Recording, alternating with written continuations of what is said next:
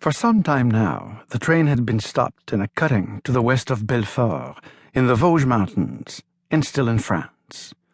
Crammed in on the hard wooden bench of wartime, Kohler ached for a cigarette. Mein Gott!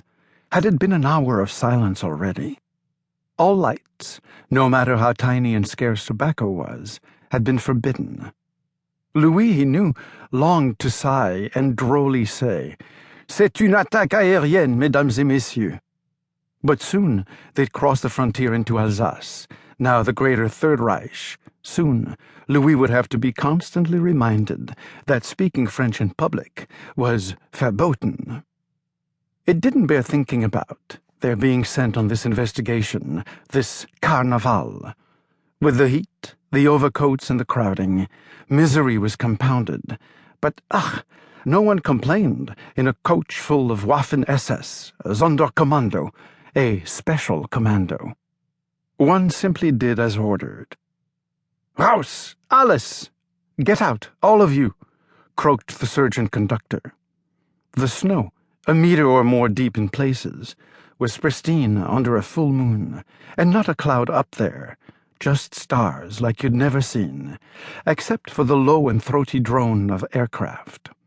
The RAF at 9:05 p.m. Berlin time, 7 February 1943, 1 hour of daylight saving time in winter, 2 in summer. In single file, everyone headed up into the adjacent woods to the smell of spruce trees and their enclosing darkness. "Merde, this is idiocy," swore Louis. "We are not the target. We are just in as much, if not far more danger out here than in that damned train. 30 degrees of frost and my shoes. I've no overboots." There had been no time to beg stores for replacements and receive the uncaring shrug of the scarcities. From Vichy to Paris, the train had taken over 9 hours instead of 4. From Paris, they had had to take the southernmost route, changing to a secondary line at Dijon, due exactly to the threat of what was steadily drawing close. Clear under the moon, the train huddled between shoulders of bare rock and walls of freshly plowed drift. 2 locomotives, one of them a booster for the grades the Vosges offered, had coal tenders, and good stuff too.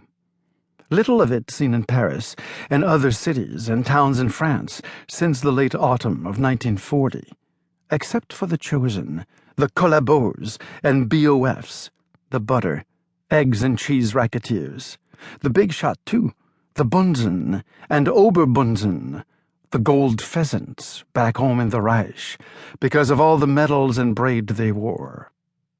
A flatbed with mounted 20mm Oberleichen anti-aircraft gun and MG-42 machine guns, courtesy of the Luftwaffe, was operated by them, but they too had been ordered to vacate their posts. Treasonable behavior to the diehards, but best not to attract unnecessary attention by raising up a stream of flack. Valuable cargo on board, artwork, oil paintings, old masters, coins, antique furniture, carpets and porcelains. Liebe Zeit, the stuff that had been pouring out of France.